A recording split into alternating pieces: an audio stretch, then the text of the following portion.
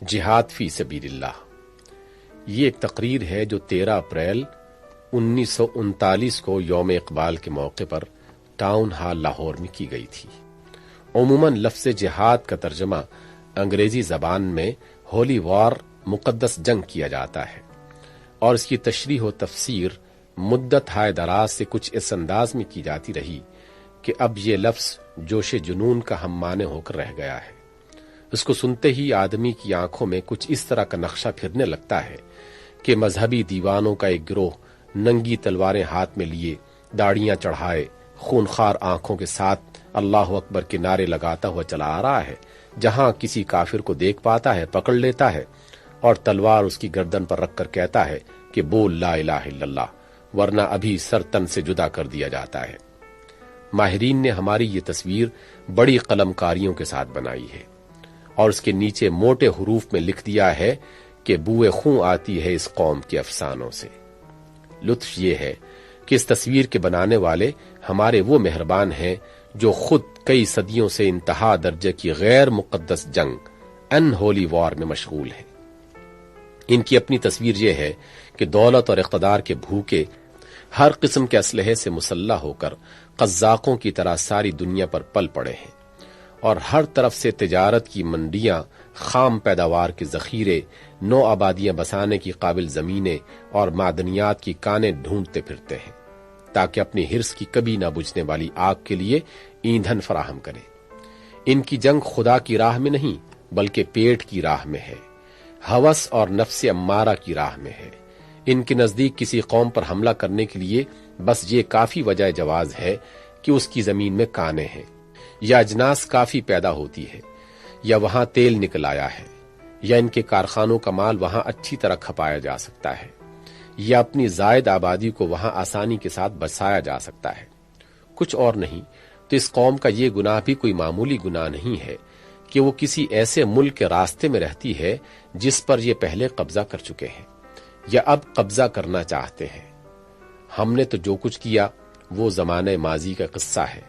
اور ان کے کارنامے حال کے واقعات ہیں جو شب و روز دنیا کی آنکھوں کے سامنے گزر رہے ہیں۔ ایشیا، افریقہ، یورپ، امریکہ، غرض کرۂ زمین کا کون سا حصہ بچا رہ گیا ہے جو ان کی اس غیر مقدس جنگ سے لالازار نہیں ہو چکا؟ مگر ان کی مہارت قابل داد ہے۔ انہوں نے ہماری تصویر اتنی بھیانک اور اتنی بری بنائی کہ خود ان کی تصویر اس کے پیچھے چھپ گئی، اور ہماری سادہ لوحی بھی قابل داد ہے۔ جب ہم نے غیروں کی بنائی ہوئی اپنی یہ تصویر دیکھی تو ایسے دہشت زدہ ہوئے کہ ہمیں اس تصویر کے پیچھے جھانک کر خود مصوروں کی صورت دیکھنے کا ہوش ہی نہ آیا، اور لگے معذرت کرنے کہ حضور بھلا ہم جنگ و قتال کیا جانے، ہم تو بھکشوں اور پادریوں کی طرح پرامن مبلغ لوگ ہیں۔ چند مذہبی عقائد کی تردید کرنا اور ان کی جگہ کچھ دوسرے عقائد لوگوں سے تسلیم کرا لینا، بس یہ ہمارا کام ہے، ہمیں تلوار سے کیا واسطہ۔ البتہ اتنا قصور کبھی کبھار ہم سے ضرور ہوا ہے کہ جب کوئی ہمیں مارنے آیا تو ہم نے بھی جواب میں ہاتھ اٹھایا، سو اب تو ہم اس سے بھی توبہ کر چکے ہیں۔ حضور کی طمانینت کے لیے تلوار والے جہاد کو سرکاری طور پر منسوخ کر دیا ہے۔ اب تو جہاد فقط زبان و قلم کی کوشش کا نام ہے۔ تو پر بندوق چلانا سرکار کا کام ہے اور زبان و قلم چلانا ہمارا کام۔ جہاد کے متعلق غلط فہمی کے اسباب، خیر یہ تو سیاسی چالوں کی بات ہے، مگر خالص علمی حیثیت سے ہم ان اسباب کا تجزیہ کرتے ہیں جن کی وجہ سے جہاد فی سبیل اللہ کی حقیقت کو سمجھنا غیر مسلموں ہی کے لیے نہیں بلکہ مسلمانوں کے لیے بھی دشوار ہو گیا ہے۔ تو ہمیں دو بڑی اور بنیادی غلط فہمیوں کا سراغ ملتا ہے۔ پہلی غلط فہمی یہ ہے کہ اسلام کو ان معنوں میں ایک مذہب سمجھ لیا گیا ہے جن میں یہ لفظ عموماً بولا جاتا ہے۔ دوسری غلط فہمی یہ ہے کہ مسلمانوں کو ان معنوں میں محض ایک قوم سمجھ لیا گیا ہے جن میں یہ لفظ عموماً مستعمل ہے۔ ان دو غلط فہمیوں نے صرف ایک جہاد ہی کے مسئلے کو نہیں بلکہ مجموعی حیثیت سے پورے اسلام کے نقشے کو بدل ڈالا ہے اور مسلمانوں کی پوزیشن کلی طور پر غلط کر کے رکھ دی ہے۔ مذہب کے معنی عام اصطلاح کے اعتبار سے بجز اس کے اور کیا ہے کہ وہ چند عقائد اور عبادات اور مراسم کا مجموعہ ہوتا ہے۔ اس معنی کے لحاظ سے مذہب کو واقعی ایک پرائیویٹ معاملہ ہی ہونا چاہیے۔ آپ کو اختیار ہے کہ جو عقیدہ چاہیں رکھیں، اور آپ کا ضمیر جس کی عبادت کرنے پر راضی ہو اس کو جس طرح چاہیں پکارے۔ زیادہ سے زیادہ اگر کوئی جوش اور سرگرمی آپ کے اندر اس مذہب کے لیے موجود ہے تو آپ دنیا بھر میں اپنے عقائد کی تبلیغ کرتے پھریے اور دوسرے عقائد والوں سے مناظرے کیجیے۔ اس کے لیے تلوار ہاتھ میں پکڑنے کا کون سا موقع ہے؟ کیا آپ لوگوں کو مار مار کر اپنا عقیدہ بنانا چاہتے ہیں؟ یہ سوال لازمی طور پر پیدا ہوتا ہے جبکہ آپ اسلام کو عام اصطلاح کی روح سے ایک مذہب قرار دے لیں، اور یہ پوزیشن اگر واقعی اسلام کی ہو تو جہاد کے لیے حقیقت میں کوئی وجہ جواز ثابت نہیں کی جا سکتی۔ اسی طرح قوم کے معنی اس کی سوا کیا ہے کہ وہ ایک متجانس گروہ اشخاص، ہوموجینس گروپ آف مین کا نام ہے جو چند بنیادی امور میں مشترک ہونے کی وجہ سے باہم مجتمع اور دوسرے گروہوں سے ممتاز ہو گیا ہو۔ اس معنی میں جو گروہ ایک قوم ہو وہ دو ہی وجوہ سے تلوار اٹھاتا ہے اور اٹھا سکتا ہے، یا تو اس کے جائز حقوق چھیننے کے لیے کوئی اس پر حملہ کرے، یا وہ خود دوسروں کے جائز حقوق چھیننے کے لیے حملہ آور ہو۔ پہلی صورت میں تو خیر تلوار اٹھانے کے لیے کچھ نہ کچھ اخلاقی جواز بھی موجود ہے، اگرچہ بعض دھرماتماؤں کے نزدیک یہ بھی ناجائز ہے، لیکن دوسری صورت کو بعض ڈکٹیٹروں کے سوا کوئی بھی جائز قرار نہیں دے سکتا۔ حتیٰ کہ برطانیہ اور فرانس جیسی وسیع سلطنتوں کے مدبرین بھی آج اس کو جائز کہنے کی جرت نہیں رکھتے۔ جہاد کی حقیقت۔ پس اگر اسلام ایک مذہب اور مسلمان ایک قوم ہے تو جہاد کی ساری معنویت جس کی بنا پر اسلام میں اسے افضل العبادات کہا گیا ہے سرے سے ختم ہو جاتی ہے۔ لیکن حقیقت یہ ہے کہ اسلام کسی مذہب کا اور مسلمان کسی قوم کا نام نہیں ہے۔ دراصل اسلام ایک انقلابی نظریہ و مسلک ہے جو تمام دنیا کے اجتماعی نظم سینکشن کو بدل کر اپنے نظریہ و مسلک کے مطابق اسے تعمیر کرنا چاہتا ہے، اور مسلمان اس بین الاقوامی انقلابی جماعت انٹرنیشنل ریولوشنری پارٹی کا نام ہے جسے اسلام اپنے مطلوبہ انقلابی پروگرام کو عمل میں لانے کے لیے منظم کرتا ہے، اور جہاد اس انقلابی جدوجہد ریولوشنری سٹرگل کا اور انتہائی صرف طاقت کا نام ہے جو اس مقصد کو حاصل کرنے کے لیے اسلامی جماعت عمل میں لاتی ہے۔ تمام انقلابی مسلکوں کی طرح اسلام میں عام مروج الفاظ کو چھوڑ کر اپنی ایک خاص اصطلاحی زبان ٹرمینالوجی اختیار کرتا ہے تاکہ اس کے انقلابی تصورات عام تصورات سے ممتاز ہو سکے۔ لفظ جہاد بھی اسی مخصوص اصطلاحی زبان سے تعلق رکھتا ہے۔ اسلام نے حرب اور اسی نوعیت کے دوسرے الفاظ جو جنگ وار کے مفہوم کو ادا کرتے ہیں قصداً ترک کر دیے ہیں اور ان کی جگہ جہاد کا لفظ استعمال کیا جو سٹرگل کا ہم معنی ہے مگر اس سے زیادہ مبالغہ رکھتا ہے۔ انگریزی میں اس کا صحیح مفہوم یوں ادا کیا جا سکتا ہے: اپنی تمام طاقتیں کسی مقصد کی تحصیل میں صرف کر دینا۔ سوال یہ ہے کہ پرانے الفاظ کو چھوڑ کر یہ نیا لفظ کیوں اختیار کیا گیا؟ اس کا جواب بجز اس کے اور کچھ نہیں کہ جنگ کا لفظ قوموں اور سلطنتوں کی ان لڑائیوں کے لیے استعمال ہوتا تھا اور آج تک ہو رہا ہے جو اشخاص یا جماعتوں کی نفسانی اغراض کے لیے لڑی جاتی ہیں۔ ان لڑائیوں کے محرک محض ایسے شخصی یا اجتماعی مقاصد ہوتے ہیں جن کے اندر کسی نظریے اور کسی اصول کی حمایت کا شائبہ تک نہیں ہوتا۔ اسلام کی لڑائی چونکہ اس نوعیت کی نہیں ہے اس لیے وہ سرے سے اس لفظ ہی کو ترک کر دیتا ہے۔ اس کے پیش نظر ایک قوم کا مفاد دوسری قوم کا نقصان نہیں ہے۔ وہ اس سے کوئی دلچسپی نہیں رکھتا کہ زمین پر ایک سلطنت کا قبضہ رہے یا دوسری سلطنت کا۔ اس کی دلچسپی جس سے ہے وہ انسانیت کی فلاح ہے۔ اس فلاح کے لیے وہ اپنا ایک خاص نظریہ اور ایک عملی مسلک رکھتا ہے۔ اس نظریے اور مسلک کے خلاف جہاں جس کی حکومت بھی ہے اسلام اسے مٹانا چاہتا ہے، قطع نظر اس سے کہ وہ کوئی قوم ہو اور کوئی ملک ہو۔ اس کا مدعا اور اپنے نظریے اور مسلک کی حکومت قائم کرنا ہے بلا لحاظ اس کے کہ کون اس کا جھنڈا لے کر اٹھتا ہے اور کس کی حکمرانی پر اس کی ضرب پڑتی ہے۔ وہ زمین مانگتا ہے، زمین کا ایک حصہ نہیں بلکہ پورا کرۂ زمین، اس لیے نہیں کہ ایک قوم یا بہت سی قوموں کے ہاتھ سے نکل کر زمین کی حکومت کسی خاص قوم کے ہاتھ میں آ جائے، بلکہ صرف اس لیے کہ انسانیت کی فلاح کا جو نظریہ اور پروگرام اس کے پاس ہے یا بالفاظ صحیح تر یوں کہیے کہ فلاح انسانیت کے جس پروگرام کا نام اسلام ہے، اس سے تمام نوع انسانی متمتع ہو۔ اس غرض کے لیے وہ ان تمام طاقتوں سے کام لینا چاہتا ہے جو انقلاب برپا کرنے کے لیے کارگر ہو سکتی ہیں، اور ان سب طاقتوں کے استعمال کا ایک جامع نام جہاد رکھتا ہے۔ زبان و قلم کے زور سے لوگوں کے نقطہ نظر کو بدلنا اور ان کے اندر ذہنی انقلاب پیدا کرنا بھی جہاد ہے۔ تلوار کے زور سے پرانے ظالمانہ نظام زندگی کو بدل دینا اور نیا عادلانہ نظام مرتب کرنا بھی جہاد ہے، اور اسی راہ میں مال صرف کرنا اور جسم تے دوڑ دھوپ کرنا بھی جہاد ہے۔ فی سبیل اللہ کے لازمی قید۔ لیکن اسلام کا جہاد نرا جہاد نہیں ہے، جہاد فی سبیل اللہ ہے۔ فی سبیل اللہ کی قید اس کے ساتھ ایک لازمی قید ہے۔ یہ لفظ بھی اسلام کے اسی مخصوص اصطلاحی زبان سے تعلق رکھتا ہے جس طرف ابھی میں اشارہ کر چکا ہوں۔ اس کا لفظی ترجمہ ہے راہ خدا میں۔ اس ترجمے سے لوگ غلط فہمی میں پڑ گئے اور یہ سمجھ بیٹھے کہ زبردستی لوگوں کو اسلام کے مذہبی عقائد کا پیرو بنانا جہاد فی سبیل اللہ ہے، کیونکہ لوگوں کے تنگ دماغوں میں راہ خدا کا کوئی مفہوم اس کے سوا نہیں سما سکتا، مگر اسلام کی زبان میں اس کا مفہوم بہت وسیع ہے۔ ہر وہ کام جو اجتماعی فلاح و بہبود کے لیے کیا جائے اور جس کے کرنے والے کا مقصد اس سے خود کوئی دنیاوی فائدہ نہ اٹھانا ہو بلکہ محض خدا کی خوشنودی حاصل کرنا ہو، اسلام ایسے کام کو فی سبیل اللہ قرار دیتا ہے۔ مثال کے طور پر اگر آپ خیرات دیتے ہیں تو اس نیت سے کہ اسی دنیا میں مادی یا اخلاقی طور پر اس خیرات کا کوئی فائدہ آپ کی طرف پلٹ کے آئے تو یہ فی سبیل اللہ نہیں ہے۔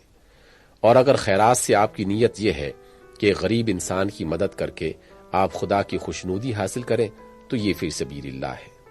بس یہ اصطلاح مخصوص ہے ایسے کاموں کے لیے جو کامل خلوص کے ساتھ ہر قسم کی نفسانی اغراض سے پاک ہو کر اس نظریے پر کیے جائیں کہ انسان کا دوسرے انسانوں کی فلاح کے لیے کام کرنا خدا کی خوشنودی کا موجب ہے، اور انسان کی زندگی کا نصب العین مالک کائنات کی خوشنودی حاصل کرنے کے سوا کچھ نہیں۔ جہاد کے لیے بھی فی سبیل اللہ کی قید اسی غرض کے لیے لگائی گئی ہے۔ اس کا مطلب یہ ہے کہ کوئی شخص یا گروہ جب نظام زندگی میں انقلاب برپا کرنے اور اسلامی نظریے کے مطابق نیا نظام مرتب کرنے کے لیے اٹھے تو اس قیام اور سربازی و جانثاری میں اس کو اپنی کوئی نفسانی غرض نہ ہو۔ اس کا یہ مقصد ہرگز نہ ہو کہ قیصر کو ہٹا کر وہ خود قیصر بن جائے، اپنی ذات کے لیے مال و دولت یا شہرت و ناموری یا عزت و جاہ حاصل کرنے کا شائبہ تک اس کی جدوجہد کے مقاصد میں شامل نہ ہو۔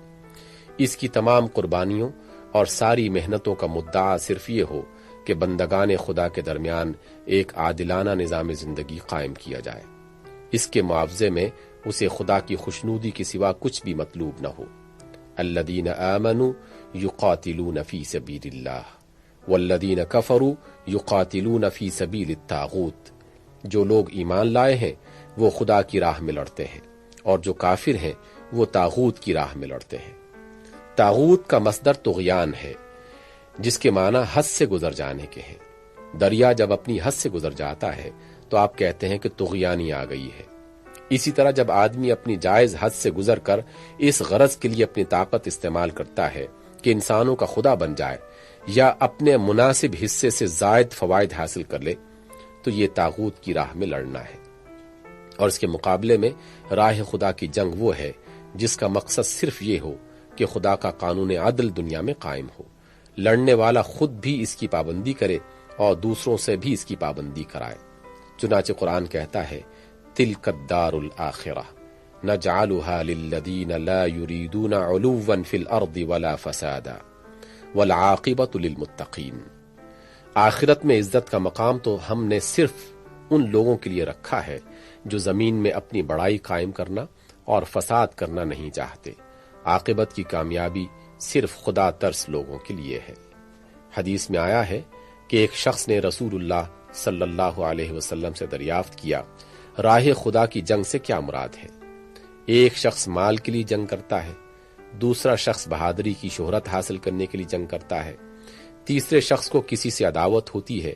یا قومی حمیت کا جوش ہوتا ہے اس لیے جنگ کرتا ہے۔ ان میں سے کس کی جنگ فی سبیل اللہ ہے؟ حضرت صلی اللہ علیہ وسلم نے جواب دیا، کسی کی بھی نہیں۔ فی سبیل اللہ تو صرف اس شخص کی جنگ ہے جو خدا کا بول بالا کرنے کے سوا کوئی مقصد نہیں رکھتا۔ ایک دوسری حدیث میں ہے کہ اگر کسی شخص نے جنگ کی اور اس کے دل میں اونٹ باندھنے کی ایک رسی حاصل کرنے کی بھی نیت ہو تو اس کا اجر ضائع ہو گیا۔ اللہ صرف اس عمل کو قبول کرتا ہے جو محض اس کی خوشنودی کے لیے ہو اور کوئی شخصی یا جماعتی غرض پیش نظر نہ ہو۔ پس جہاد کے لیے فی سبیل کی قید اسلامی نقطہ نظر سے خاص اہمیت رکھتی ہے۔ مجرد جہاد تو دنیا میں سبھی جاندار کرتے ہیں، ہر ایک اپنے مقصد کی تحصیل کے لیے پورا زور صرف کر رہا ہے، لیکن مسلمان جس انقلابی جماعت کا نام ہے، اس کے انقلابی نظریات میں سے ایک اہم ترین نظریہ بلکہ بنیادی نظریہ یہ ہے کہ اپنی جان و مال کھپاؤ، دنیا کی ساری سرکش طاقتوں سے لڑو، اپنے جسم و روح کی ساری طاقتیں خرچ کر دو، نہ اس لیے کہ دوسرے سرکشوں کو ہٹا کر تم ان کی جگہ لے لو، بلکہ صرف اس لیے کہ دنیا سے سرکشی و طغیان مٹ جائے اور خدا کا قانون دنیا میں نافذ ہو۔ جہاد کے اس مفہوم اور فی سبیل اللہ کی اس معنویت کو مختصر بیان کر دینے کے بعد میں اس دعوت انقلاب کی تھوڑی سی تشریح کرنا چاہتا ہوں جو اسلام لے کر آیا ہے، تاکہ آسانی کے ساتھ یہ سمجھا جا سکے کہ اس دعوت کے لیے جہاد کی حاجت کیا ہے اور اس کی غایت آبجیکٹو کیا ہے۔ اسلام کی دعوت انقلاب۔ اسلام کی دعوت انقلاب کا خلاصہ یہ ہے، یا ایھا الناس اعبدوا ربکم الذی خلقکم، لوگو صرف اپنے رب کی بندگی کرو جس نے تمہیں پیدا کیا ہے۔ اسلام مزدوروں یا زمینداروں یا کاشتکاروں یا کارخانہ داروں کو نہیں پکارتا، بلکہ تمام انسانوں کو پکارتا ہے۔ اس کا خطاب انسان سے بحیثیت انسان ہے، اور وہ کہتا ہے کہ اگر تم خدا کے سوا کسی کی بندگی و اطاعت اور فرما برداری کرتے ہو تو اسے چھوڑ دو۔ اگر خود تمہارے اندر خدائی کا داعیہ ہے تو اسے بھی دماغ سے نکال دو، کیونکہ دوسروں سے اپنی بندگی کرانے اور دوسروں کا سر اپنے آگے جھکوانے کا حق بھی تم میں سے کسی کو حاصل نہیں ہے۔ تم سب کو ایک خدا کی بندگی قبول کرنی چاہیے، اور اس بندگی میں سب کو ایک سطح پر آ جانا چاہیے۔ تعالوا الى کلمۃ سواء بیننا وبینکم الا نعبد الا اللہ ولا نشرک به شیئا ولا يتخذ بعضنا بعضا اربابا من دون اللہ۔ آؤ ہم اور تم ایک ایسی بات پر جمع ہو جائیں جو ہمارے اور تمہارے درمیان یکساں ہے، وہ یہ کہ ہم خدا کے سوا کسی کی بندگی نہ کریں اور خداوندی میں کسی کو خدا کا شریک بھی نہ ٹھہرائیں، اور ہم میں سے کوئی کسی کو خدا کے بجائے امر و نہی کا مالک بھی نہ بنائے۔ یہ عالمگیر اور کلی انقلاب کی دعوت تھی۔ اس نے پکار کر کہا کہ ان الحکم الا للہ، حکومت سوائے خدا کے اور کسی کی نہیں ہے۔ کسی کو یہ حق نہیں پہنچتا کہ بذات خود انسان کا حکمران بن جائے اور اپنے اختیار سے جس چیز کا چاہے حکم دے اور جس چیز سے چاہے روک دے۔ کسی انسان کو بالذات امر و نہی کا مالک سمجھنا دراصل خدائی میں اسے شریک کرنا ہے، اور دنیا میں یہی اصل بنائے فساد ہے۔ اللہ نے انسان کو جس صحیح فطرت پر پیدا کیا ہے اور زندگی بسر کرنے کا جو سیدھا راستہ اسے بتایا ہے، اس سے انسان کے ہٹنے کی وجہ صرف یہ ہے کہ لوگ خدا کو بھول جاتے ہیں اور نتیجتاً خود اپنی حقیقت کو بھی فراموش کر دیتے ہیں۔ اس کا انجام پھر لازمی طور پر یہی ہوتا ہے کہ ایک طرف بعض اشخاص یا خاندان یا طبقے خدائی کا کھلا یا چھپا داعیہ لے کر اٹھتے ہیں اور اپنی طاقت سے ناجائز فائدہ اٹھا کر لوگوں کو اپنا بندہ بنا لیتے ہیں، اور دوسری طرف اس خدا فراموشی اور خود فراموشی کا نتیجہ یہ بھی ہوتا ہے کہ لوگوں کا ایک حصہ طاقتوروں کی خداوندی مان لیتا ہے اور اس کے اس حق کو تسلیم کر لیتا ہے کہ وہ حکم کرے اور یہ حکم کے آگے سر جھکا دے۔ یہی دنیا میں ظلم و فساد اور ناجائز انتفاع ایکسپلائٹیشن کی بنیاد ہے، اور اسلام پہلی ضرب اسی پر لگاتا ہے۔ وہ ہانکے پکارے کہتا ہے کہ لا تطیعوا امر المسرفین الذین یفسدون فی الارض ولا یصلحون، ان لوگوں کا حکم ہرگز نہ مانو جو اپنی جائز حد سے گزر گئے ہیں اور زمین میں فساد پھیلاتے ہیں اور اصلاح نہیں کرتے۔ لا تطع من اغفلنا قلبه عن ذکرنا واتبع هواه وكان امره فرطا، اس شخص کی اطاعت ہرگز نہ کر جس کے دل کو ہم نے اپنی یاد سے غافل کر دیا ہے اور جو اپنی خواہشات نفس کا بندہ بن گیا ہے اور جس کا کام افراط و تفریط پر مبنی ہے۔ الا لعنت اللہ علی الظالمین الذین یصدون عن سبیل اللہ ویبغونها عوجا۔ خدا کی لعنت ان ظالموں پر جو خدا کے بنائے ہوئے زندگی کے سیدھے سادے راستے میں رکاوٹیں ڈالتے ہیں اور اس کو ٹیڑھا کرنا چاہتے ہیں۔ وہ لوگوں سے پوچھتا ہے کہ ارباب متفرقون خیر ام اللہ الواحد القہار، بہت سے چھوٹے بڑے خدا جن کی بندگی میں تم پسے جا رہے ہو، ان کی بندگی قبول ہے یا صرف ایک خدا کی جو سب سے زبردست ہے؟ اگر اس خدائے واحد کی بندگی قبول نہ کرو گے تو ان چھوٹے اور جھوٹے خداؤں کی آقائی سے تمہیں کبھی نجات نہ مل سکے گی۔ یہ کسی نہ کسی طور پر تم پر تسلط پائیں گے اور فساد برپا کر کے ہی رہیں گے۔ ان الملوک اذا دخلوا قریۃ افسدوها وجعلوا اعزۃ اہلها اذلہ وکذلک یفعلون۔ یہ بادشاہ جب کسی بستی میں گھستے ہیں تو اس کے نظام حیات کو تہو بالا کر ڈالتے ہیں اور اس کی عزت والوں کو ذلیل کر دیتے ہیں، اور ان کا یہی وتیرہ ہے۔ وَإِذَا تَوَلَّى سَعَى فِي الْأَرْضِ لِيُفْسِدَ فِيهَا وَيُهْلِكَ الْحَرْثَ وَالنَّسْلَ وَاللَّهُ لَا يُحِبُّ الْفَسَادَ۔ اور جب وہ اقتدار پا لیتا ہے تو زمین میں فساد پھیلاتا ہے، کھیتوں کو خراب اور نسلوں کو تباہ کرتا ہے، اور اللہ فساد کو پسند نہیں کرتا۔ یہاں پوری تفصیل کا موقع نہیں، مختصر میں یہ بات آپ کے ذہن نشین کرنا چاہتا ہوں کہ اسلام کی دعوت توحید و خدا پرستی محض اس معنی میں ایک مذہبی عقیدے کی دعوت نہ تھی جس میں عام طور پر مذہبی عقائد کی دعوت ہوا کرتی ہے، بلکہ حقیقت میں یہ ایک اجتماعی انقلاب، سوشل ریولوشن کی دعوت تھی۔ اس کی ضرب بلا واسطہ ان طبقوں پر پڑتی تھی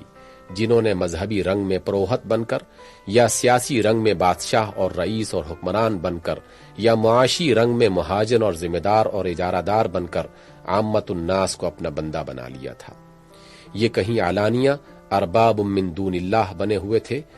دنیا سے اپنی پیدائشی یا طبقاتی حقوق کی بنا پر اطاعت و بندگی کا مطالبہ کرتے تھے اور صاف کہتے تھے کہ ما علمت لکم من الہ غیری، میں اپنے سوا تمہارا کوئی معبود نہیں جانتا، انا ربکم الاعلی، میں تمہارا سب سے بڑا رب ہوں، انا احیی و امیت، میں زندہ کرتا ہوں اور مارتا ہوں، من اشد منا قوہ، ہم سے بڑھ کر طاقتور کون ہے؟ اور کسی جگہ انہوں نے عامت الناس کی جہالت کو استعمال ایکسپلائٹ کرنے کے لیے بتوں اور ہیکلوں کی شکل میں مصنوعی خدا بنا رکھے تھے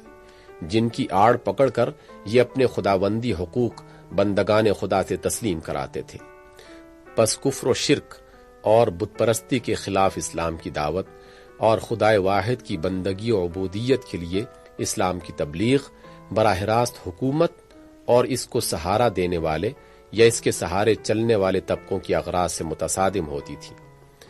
اسی وجہ سے جب کبھی کسی نبی نے یا قوم اعبدوا اللہ ما لکم من الہ غیرہ کی صدا بلند کی، حکومت وقت فوراً اس کے مقابلے میں آن کھڑی ہوئی اور تمام ناجائز انتفاع کرنے والے طبقے اس کی مخالفت پر کمر بستہ ہو گئے، کیونکہ یہ محض ایک ما بعد الطبیعی قضیہ، میٹا فزیکل پروپوزیشن کا بیان نہ تھا، بلکہ ایک اجتماعی انقلاب کا اعلان تھا، اور اس میں پہلی آواز سنتے ہی سیاسی شورش کی بو سونگھ لی جاتی تھی۔ اسلامی دعوت انقلاب کی خصوصیت، اس میں شک نہیں کہ انبیاء علیہ السلام سب کے سب انقلابی لیڈر تھے، اور سیدنا محمد صلی اللہ علیہ وسلم سب سے بڑے انقلابی لیڈر ہیں، لیکن جو چیز دنیا کی عام انقلابیوں اور ان خدا پرست انقلابی لیڈروں کے درمیان واضح خط امتیاز کھینچتی ہے وہ یہ ہے کہ دوسرے انقلابی لوگ خواہ کتنے ہی نیک نیت کیوں نہ ہوں، عدل اور توسط کے صحیح مقام کو نہیں پا سکتے۔ وہ یا تو خود مظلوم طبقوں میں سے اٹھتے ہیں یا ان کی حمایت کا جذبہ لے کر اٹھتے ہیں اور پھر سارے معاملات کو انہی طبقوں کے نقطۂ نظر سے دیکھتے ہیں۔ اس کا قدرتی نتیجہ یہ ہوتا ہے کہ ان کی نظر غیر جانبدارانہ اور خالص انسانیت کی نظر نہیں ہوتی، بلکہ ایک طبقے کی طرف حمایت کا جذبہ لیے ہوئے ہوتی ہیں۔ وہ ظلم کا ایسا علاج سوچتے ہیں جو نتیجتاً ایک جوابی ظلم ہوتا ہے۔ ان کے لیے انتقام، حسد اور عداوت کے جذبات سے پاک ہو کر ایک ایسا معتدل اور متوازن اجتماعی نظام تجویز کرنا ممکن نہیں ہوتا جس میں مجموعی طور پر تمام انسانوں کی فلاح ہو، بخلاف اس کے انبیاء علیہ السلام خواہ کتنے ہی ستائے گئے ہوں اور خواہ کتنا ہی ان پر اور ان کے ساتھیوں پر ظلم کیا گیا ہو، ان کی انقلابی تحریک نے کبھی ان کے شخصی جذبات کا اثر نہیں پایا۔ وہ براہ راست خدا کی ہدایت کے تحت کام کرتے تھے، اور خدا چونکہ انسانی جذبات سے منزہ ہے، کسی انسانی طبقے سے اس کا مخصوص رشتہ نہیں، نہ کسی دوسرے انسانی طبقے سے اس کو کوئی شکایت یا عداوت ہے۔ اس لیے خدا کی ہدایت کے تحت انبیاء علیہم السلام تمام معاملات کو بے لاگ انصاف کے ساتھ اس نظر سے دیکھتے تھے کہ تمام انسانوں کی مجموعی فلاح و بہبود کس چیز میں ہے، کس طرح ایک ایسا نظام بنایا جائے جس میں ہر شخص اپنی جائز حدود کے اندر رہ سکے، اپنے جائز حقوق سے متمتع ہو سکے، اور افراد کی باہمی روابط نیز فرد اور جماعت کے باہمی تعلق میں کامل توازن قائم ہو سکے۔ یہی وجہ ہے کہ انبیاء علیہم السلام کی انقلابی تحریک کبھی طبقاتی نزاع، کلاس وار میں تبدیل نہ ہونے پائی۔ تعمیر نو، سوشل ریکنسٹرکشن اس طرز پر نہیں ہوئی کہ ایک طبقے کو دوسرے طبقے پر مسلط کر دیں، بلکہ اس کے لیے عدل کا ایسا طریقہ اختیار کیا جس میں تمام انسانوں کے لیے ترقی اور مادی اور روحانی سعادت کے یکساں امکانات رکھے گئے تھے۔ جہاد کی ضرورت اور اس کی غایت۔ اس مختصر مقالے میں میرے لیے اس اجتماعی نظام، سوشل آرڈر کی تفصیلات پیش کرنا مشکل ہے جو اسلام نے تجویز کیا ہے۔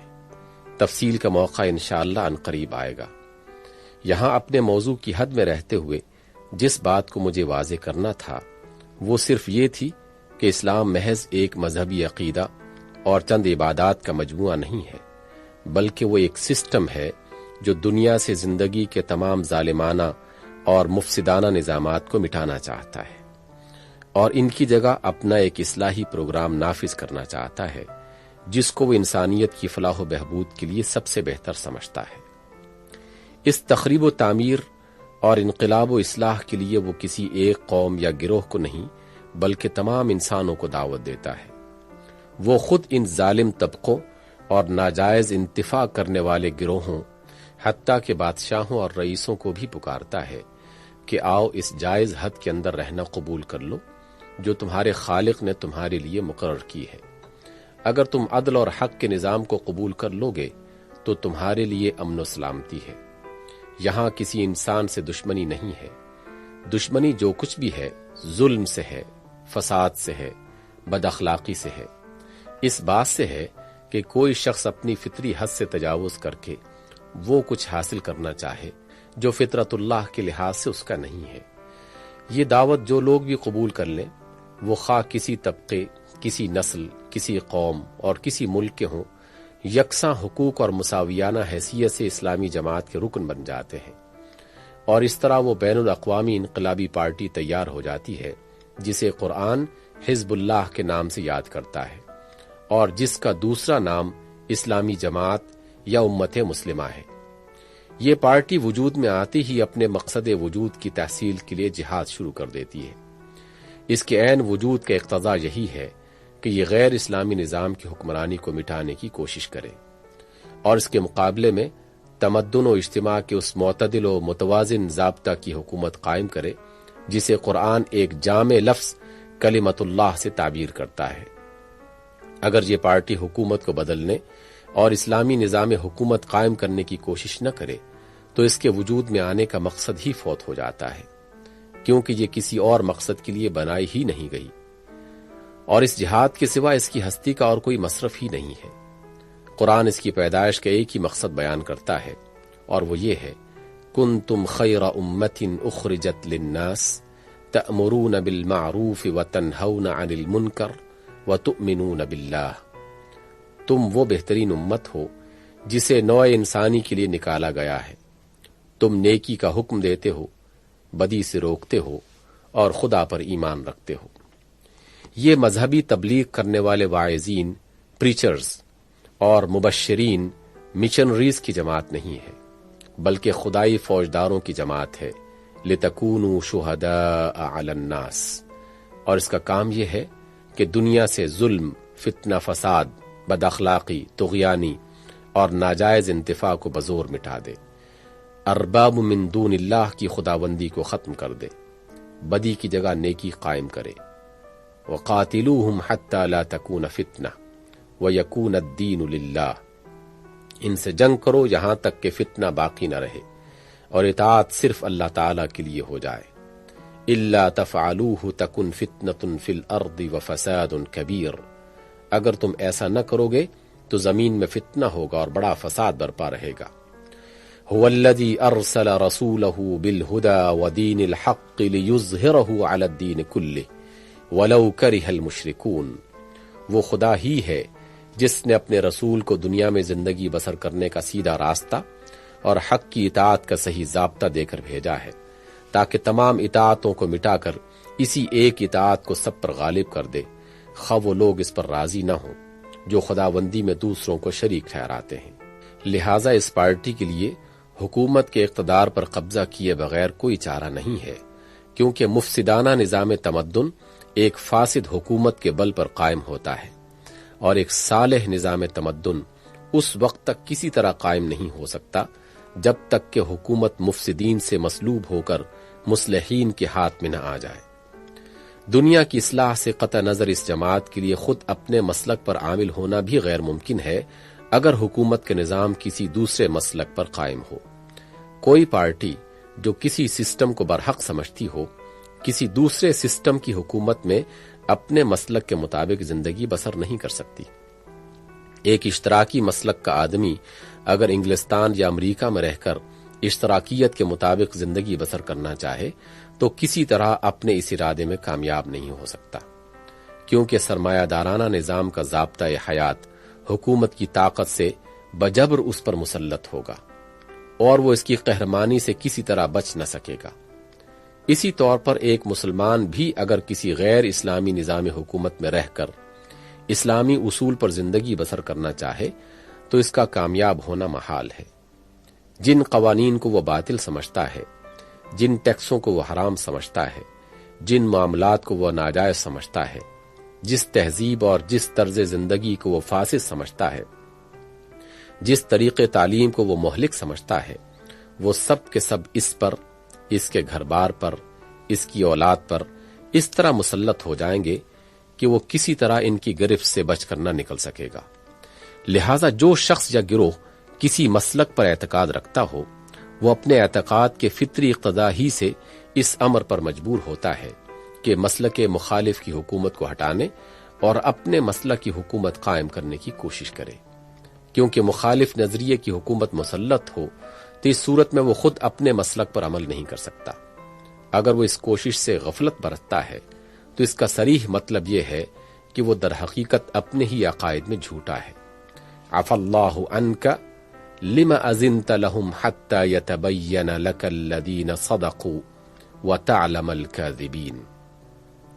لا يستأذنك الذين يؤمنون بالله واليوم الآخر أن يجاهدوا بأموالهم وأنفسهم إنما يستأذنك الذين لا يؤمنون بالله واليوم الآخر۔ اے نبی، خدا تمہیں معاف کرے، تم نے ان لوگوں کو جہاد کی شرکت سے علیحدہ رہنے کی اجازت کیوں دے دی؟ تمہیں اجازت نہ دینی چاہیے تھی، تاکہ یہ بات تم پر کھل جاتی کہ اپنے ایمان میں سچے کون ہیں اور جھوٹے کون۔ جو لوگ اللہ اور یوم آخر پر ایمان رکھتے ہیں وہ تو کبھی تم سے یہ درخواست نہیں کر سکتے کہ انہیں اپنے مال اور جان کے ساتھ جہاد کرنے سے معذور رکھا جائے۔ ایسی درخواست تو صرف وہی لوگ کرتے ہیں جو نہ خدا پر ایمان رکھتے ہیں اور نہ یوم آخرت پر۔ ان الفاظ میں قرآن نے صاف اور صریح فتویٰ دے دیا ہے کہ اپنے اعتقاد کنوکشن میں کسی جماعت کے صادق ہونے کا واحد معیار یہی ہے کہ وہ جس مسلک پر اعتقاد رکھتی ہو اس کو حکمران بنانے کے لیے جان و مال سے جہاد کرے۔ اگر تم مسلک مخالف کی حکومت کو گوارا کرتے ہو تو یہ اس بات کی دلیل ہے کہ تم اپنے اعتقاد میں جھوٹے ہو، اور اس کا فطری نتیجہ یہی ہے اور یہی ہو سکتا ہے کہ آخر کار اسلام کے مسلک پر تمہارا نام نہاد عقیدہ بھی باقی نہ رہے گا۔ ابتدا میں تم مسلک مخالف کی حکومت کو بکراہت گوارا کرو گے، پھر رفتہ رفتہ تمہارے دل اس سے مانوس ہوتے چلے جائیں گے، یہاں تک کہ کراہت رغبت سے بدل جائے گی اور آخر میں نوبت اس حد تک پہنچے گی کہ مسلک مخالف کی حکومت قائم ہونے اور قائم رہنے میں تم خود مددگار بنو گے. اپنی جان و مال سے جہاد اس لیے کرو گے کہ مسلک اسلام کے بجائے مسلک غیر اسلام قائم ہو یا قائم رہے. تمہاری اپنی طاقتیں مسلک اسلام کے قیام کی مزاحمت میں صرف ہونے لگیں گی، اور یہاں پہنچ کر تم میں اور کافروں میں اسلام کے منافقانہ دعویٰ، ایک بدترین جھوٹ، ایک پرفریب نام کے سوا کوئی فرق نہ رہے گا. حدیث میں نبی صلی اللہ علیہ وسلم نے اس نتیجے کو صاف صاف بیان فرما دیا ہے. والذی نفسی بیدہ لتأمرن بالمعروف ولتنہون عن المنکر وَلَتَأْخُذُنَّ يَدَ الْمُسِيءِ وَلَتَطْرُنَّهُ عَلَى الْحَقِّ إِطْرَاءً أَوْ لَنَضْرِبَنَّ اللَّهُ قُلُوبَ بَعْضِكُمْ عَلَى بَعْضٍ أَوْ لَيَلْعَنَّكُمْ كَمَا لَعَنَّهُمْ. اس خدا کی قسم جس کے ہاتھ میں میری جان ہے، یا تو تمہیں نیکی کا حکم دینا اور بدی سے روکنا اور بدکار کا ہاتھ پکڑنا اور اسے حق کی طرف بزور موڑنا ہوگا، یا پھر اللہ کے قانون فطرت کا یہ نتیجہ ظاہر ہو کر رہے گا کہ بدکاروں کے دلوں کا اثر تمہارے دلوں پر بھی پڑ جائے اور ان کی طرح تم بھی ملعون ہو کر رہو. عالمگیر انقلاب. اس بحث سے آپ پر یہ بات واضح ہو گئی ہوگی کہ اسلامی جہاد کا مقصود، آبجیکٹو، غیر اسلامی نظام کی حکومت کو مٹا کر اسلامی حکومت قائم کرنا ہے. اسلام یہ انقلاب صرف ایک ملک یا چند ملکوں میں نہیں بلکہ تمام دنیا میں برپا کرنا چاہتا ہے. اگرچہ ابتدا مسلم پارٹی کے ارکان کا فرض یہی ہے کہ جہاں جہاں وہ رہتے ہوں وہاں کے نظام حکومت میں انقلاب برپا کریں، لیکن ان کی آخری منزل مقصود ایک عالمگیر انقلاب، ورلڈ ریولوشن کے سوا کچھ نہیں ہے. کوئی انقلابی مسلک جو قومیت کے بجائے انسانیت کی فلاح کے اصول لے کر اٹھا ہو، اپنے انقلابی مطمع نظر کو کبھی ایک ملک یا ایک قوم کے دائرے میں محدود نہیں کر سکتا، بلکہ وہ اپنی فطرت کے عین اقتضا ہی سے مجبور ہے کہ عالمگیر انقلاب کو اپنا مطمع نظر بنائے. حق جغرافی حدود کو قبول کرنے سے انکار کرتا ہے. اس کا مطالبہ یہ ہے کہ میں اگر کسی پہاڑ یا دریا کے اس پار حق ہوں تو اس پار بھی حق ہوں. نوع انسانی کے کسی حصے کو بھی مجھ سے محروم نہ رہنا چاہیے. انسان جہاں بھی ظلم و ستم کا اور افراط و تفرید کا تختہ مشق بنا ہوا ہے،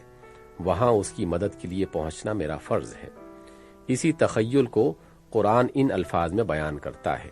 وَمَا لَكُمْ لَا تُقَاتِلُونَ فِي سَبِيلِ اللَّهِ وَالْمُسْتَضْعَفِينَ مِنَ الرِّجَالِ وَالنِّسَاءِ وَالْوِلْدَانِ الَّذِينَ يَقُولُونَ رَبَّنَا أَخْرِجْنَا مِنْ هَذِهِ الْقَرْيَةِ الظَّالِمِ أَهْلُهَا. تمہیں کیا ہو گیا ہے کہ تم خدا کی راہ میں ان مردوں، عورتوں اور بچوں کے لیے نہیں لڑتے جنہیں کمزور پا کر دبا لیا گیا ہے، اور جو دعائیں مانگتے ہیں کہ خدایا ہمیں اس بستی سے نکال جس کے کارفرما ظالم ہیں. علاوہ بری قومی اور ملکی تقسیمات کے باوجود انسانی تعلقات اور روابط کچھ ایسی عالمگیری اپنے اندر رکھتے ہیں کہ کوئی ایک مملکت اپنے اصول و مسلک کے مطابق پوری طرح عمل نہیں کر سکتی جب تک کہ ہمسایہ ممالک میں بھی وہی اصول و مسلک رائج نہ ہو جائے. لہذا مسلم پارٹی کے لیے اصلاح عمومی اور تحفظ خودی دونوں کی خاطر یہ ناگزیر ہے کہ کسی ایک خطے میں اسلامی نظام کی حکومت قائم کرنے پر اکتفا نہ کرے، بلکہ جہاں تک اس کی قوتیں ساتھ دیں اس نظام کو تمام اطراف میں وسیع کرنے کی کوشش کرے،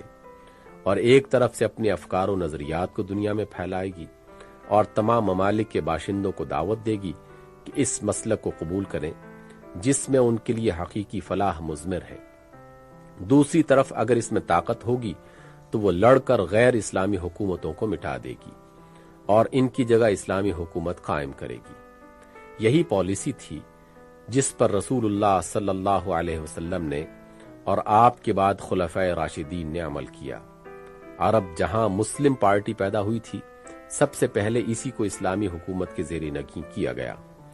اس کے بعد رسول اللہ صلی اللہ علیہ وسلم نے اطراف کے ممالک کو اپنے اصول و مسلک کی طرف دعوت دی. پھر جب انہوں نے واضح طور پر انکار کر دیا تو ان کے خلاف جنگی کارروائی کا تہیہ کر لیا.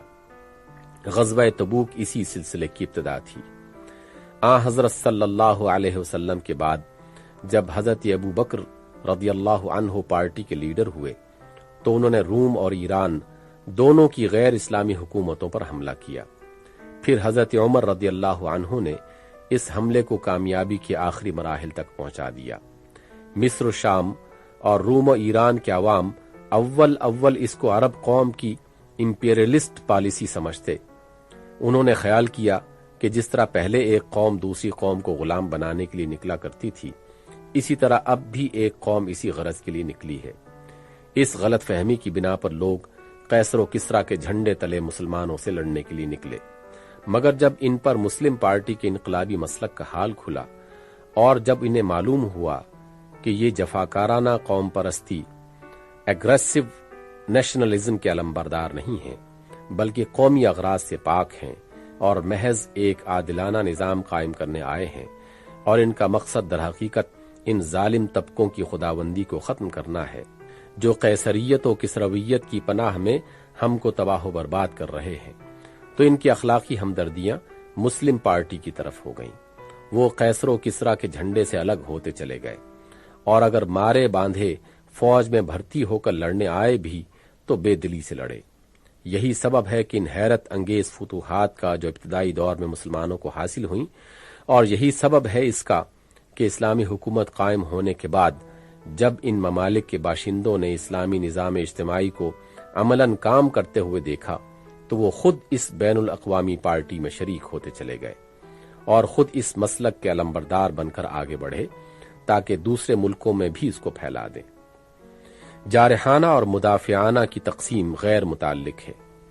یہ جو کچھ بیان کیا گیا ہے اس پر جب آپ غور کریں گے تو یہ بات بآسانی آپ کی سمجھ میں آ جائے گی کہ جنگ کی جو تقسیم جارحانہ ایگریسو اور مدافعانہ ڈیفینسو کی اصطلاحوں میں کی گئی ہے، اس کا اطلاق سرے سے اسلامی جہاد پر ہوتا ہی نہیں ہے۔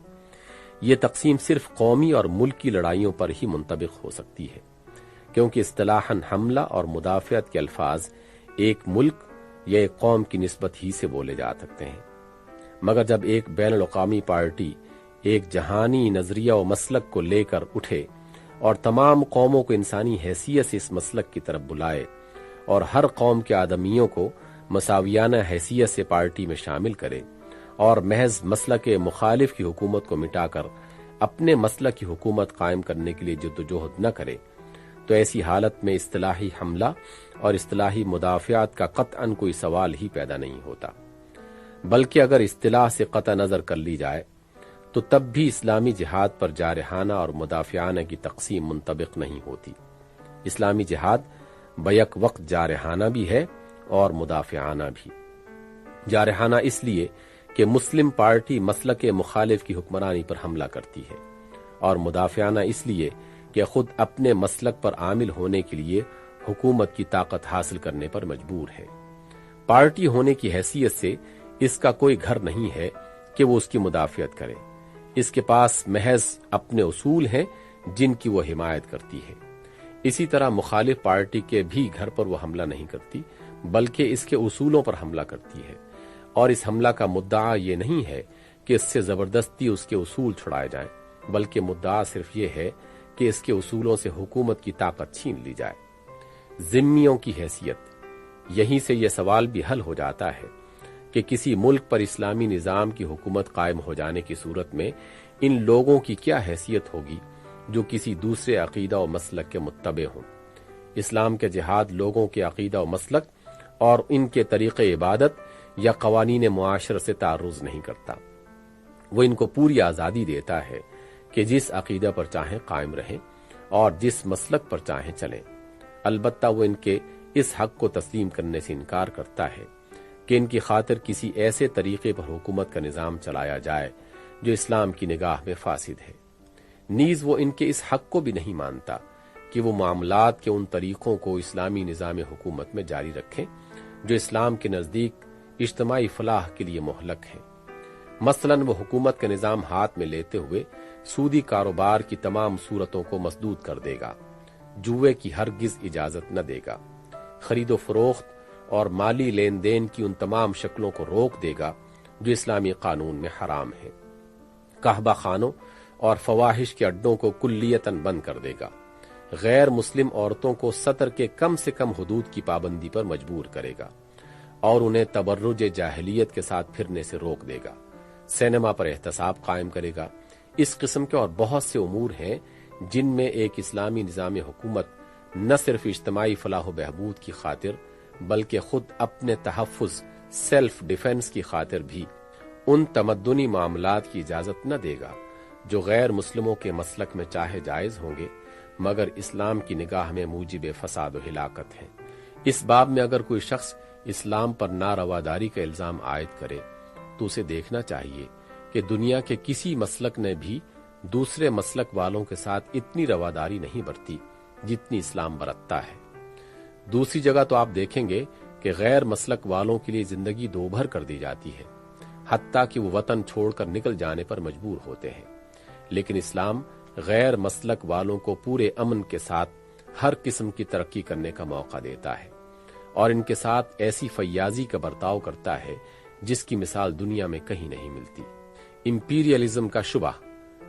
یہاں پہنچ کر مجھے بھی اس بات کا اعادہ کرنا چاہیے کہ اسلام کی نظر میں جہاد صرف وہی ہے جو محض فی سبیل اللہ ہو، اور اس جہاد کے نتیجے میں جب اسلامی حکومت قائم ہو تو مسلمانوں کے لیے یہ ہرگز جائز نہیں ہے کہ وہ قیصر و کسریٰ کو ہٹا کر خود قیصر و کسریٰ بن جائیں۔ مسلمان اس لیے نہیں لڑتا اور مسلمان ہونے کی حیثیت سے نہیں لڑ سکتا کہ اس کی ذاتی حکومت قائم ہو جائے اور وہ خدا کے بندوں کو اپنا بندہ بنا لے اور ناجائز طور پر لوگوں کی گاڑی محنتوں کو روپیہ وصول کر کے اپنے لیے زمین پر جنتیں بنانے لگے۔ یہ جہاد فی سبیل اللہ نہیں بلکہ جہاد فی سبیل الطاغوت ہے، اور ایسی حکومت کو اسلام سے کوئی واسطہ نہیں۔ اسلام کا جہاد تو ایک خشک اور بے مزد محنت ہے جس میں جان، مال اور خواہشات نفس کی قربانی کے سوا اور کچھ نہیں ہے۔ اگر یہ جہاد کامیاب ہوا اور نتیجے میں حکومت مل جائے تو سچے مسلمان حکمران پر ذمہ داریوں کا اس قدر بھاری بوجھ عائد ہو جاتا ہے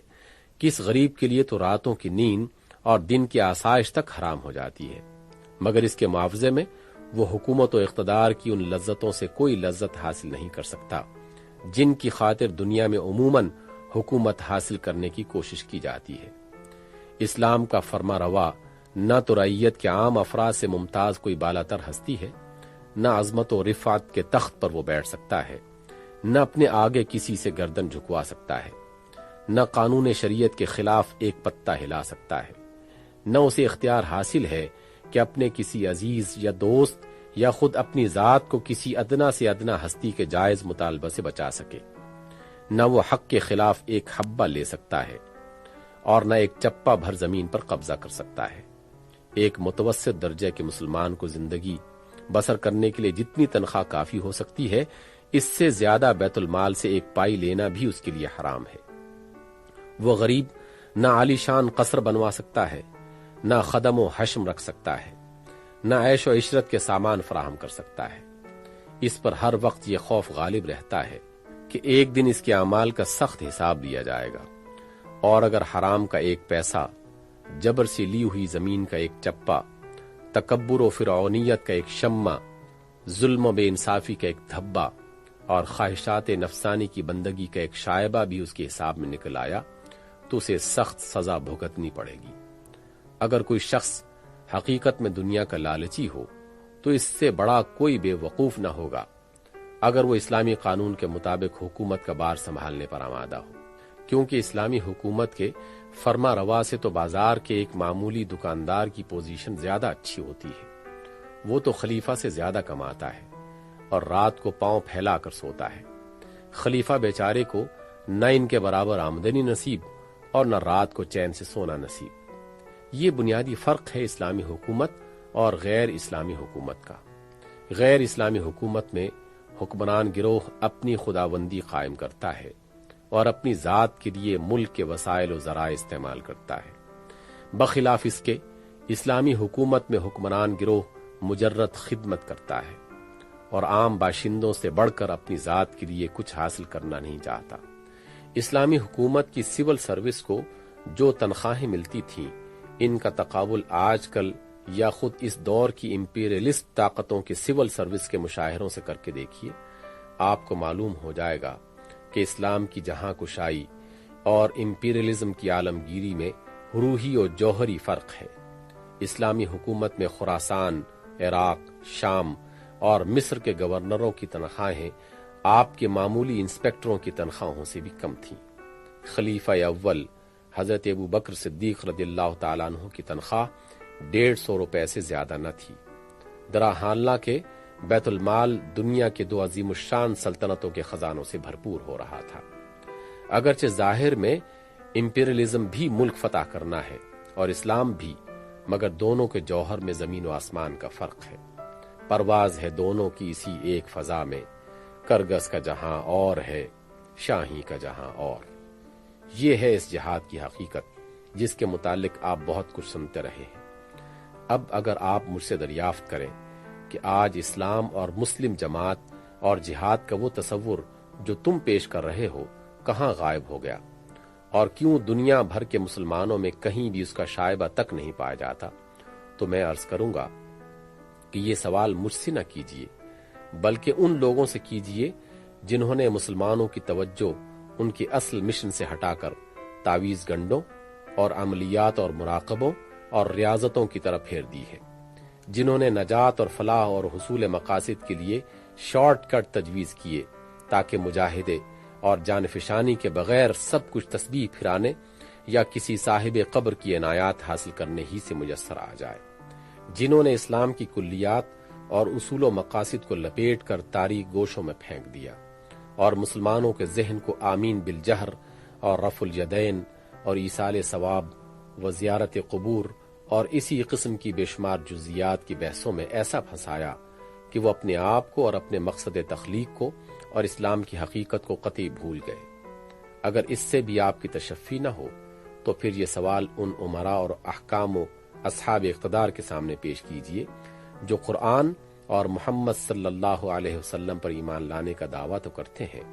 مگر قرآن کے قانون اور محمد صلی اللہ علیہ وسلم کی ہدایات کا اس سے زیادہ کوئی حق اپنے اوپر تسلیم نہیں کرتے کہ کبھی ختم قرآن کرا دیں اور کبھی عید میلاد کے جلسے کرا دیں۔ رہا اس قانون اور ہدایت کا عملاً نافذ کرنا، تو یہ حضرات اپنے آپ کو اس سے بری الذمہ سمجھتے ہیں، کیونکہ در حقیقت ان کا نفس ان پابندیوں کو قبول کرنے اور ان ذمہ داریوں کا بوجھ سنبھالنے کے لیے ہرگز تیار نہیں ہے جو اسلام ان پر عائد کرتا ہے۔ یہ بڑی سستی نجات کے طالب ہیں۔